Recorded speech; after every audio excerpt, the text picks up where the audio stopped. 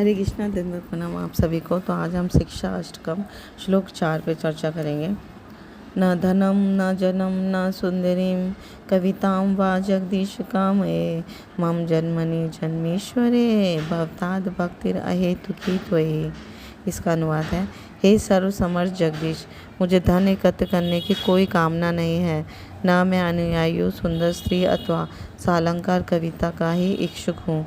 मेरी तो एकमात्र कामना यही है कि मेरे हृदय में जन्म जन्मांतर तक आपकी अहेतुकी भक्ति बनी रहे। तो यहाँ पे बहुत सुंदर समझा रहे हैं श्री चैतन्य महाप्रभु कि कोई भी भक्त जो है उसको ये भगवान से प्रार्थना करनी चाहिए कि मैं इस भौतिक संसार से कुछ भी लेना देना नहीं है। मैं इस भौतिक संसार में मैं धन नहीं चाहता, ना मैं कोई फॉलोवर चाहता हूँ, यानी कोई मेरा गुणगान करे, ना कोई सुंदर स्त्री चाहता हूँ, और ना ही कोई है ना मैं कविता का इच्छुक हूँ। मेरी तो बस यही हृदय में हमेशा ये कामना है ना। ये जन्म जन्मांतर में मैं ये चाहता हूँ कि मेरे अंदर मेरे हृदय में आपके अहेतु की भक्ति बनी रहे, यानी भगवान कृष्ण का प्रेम, उनकी भक्ति में ही अपना जीवन मैं लगा के रखूँ। तो भौतिक जगत में जो रुचि है वो शून्य हो जानी चाहिए। हमें ऐसा अपना जीवन बनाना चाहिए और आध्यात्मिक जगत के नामों में रुचि बढ़नी चाहिए, यानी कि भौतिक जगत के प्रति विरक्ति और आध्यात्मिक जगत के प्रति आसक्ति की बढ़ानी चाहिए हमें। तो भगवान कहते हैं यहाँ पर कि मुझे धन नहीं चाहिए, यानी या सुंदर स्त्री या विद्वता है ना, भौतिक विद्वता की कोई अभिलाषा नहीं है। पर हर जन्म में जितना भी मैं जन्म लूँ, अगर मुझे और जन्म मिले तो उसमें केवल और केवल मैं आपके अहेतु की भक्ति चाहता हूँ। तो यही प्रार्थना हमें पूरे हृदय से भगवान के प्रति करनी चाहिए, ताकि हम इस जीवन में अपने जीवन का परम लक्ष्य प्राप्त कर पाएँ। और ये कैसे हम प्राप्त कर सकते हैं, कैसे अपनी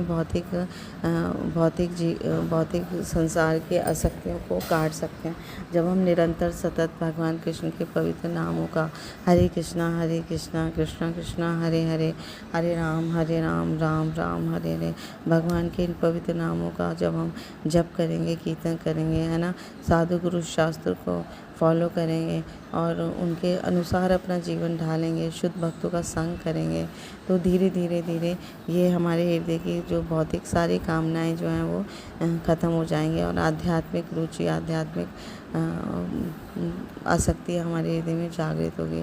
तो ये इसी जीवन में संभव है, इस मनुष्य जीवन में ही संभव है, क्योंकि हम इस मनुष्य जीवन में एक बुद्धि मिली है हमें। उस बुद्धि का उपयोग अपने जीवन को सफल बनाने के लिए करना चाहिए। और ये जो शास्त्र है वो सिर्फ मनुष्य के लिए है।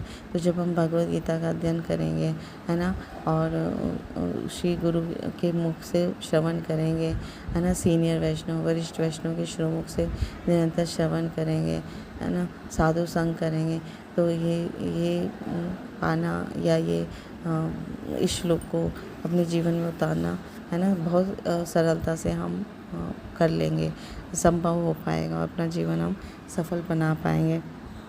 और यही प्रार्थना हमें करनी चाहिए कि जितने भी जन्म मिले, हर जन्म में हमें भगवान आपके अहेतु की भक्ति चाहिए, यानी कि सिर्फ़ और सिर्फ आपकी अनन्य भक्ति चाहिए, किसी और के प्रति कोई आसक्ति नहीं चाहिए। तो ये इस अभिलाषा के साथ हमें भक्ति करनी चाहिए और ये संभव है, इसी जीवन में संभव है ना। तो हमें इसके लिए प्रयासरत रहना चाहिए और अपना जीवन धन्य बनाना चाहिए। नहीं तो इस भौतिक संसार में हम फंसते चले जाएंगे और जन्म मृत्यु जरा व्याधि के बंधनों से हम मुक्त नहीं हो पाएंगे। तो ये इसी मनुष्य जीवन में संभव हो सकता है। तो हमें अपना बुद्धि विवेक का प्रयोग करके अपना ध्यान, अपना तन मन धन सब कुछ भगवान को समर्पित करके, है ना, कर देना चाहिए और 100% शरणागत होकर हमें भगवान से प्रार्थना करनी चाहिए। तो हमारा जीवन सफल हो जाएगा। Thank you so much. Guru Maharaj की जय, श्री प्रभुपाद की जय।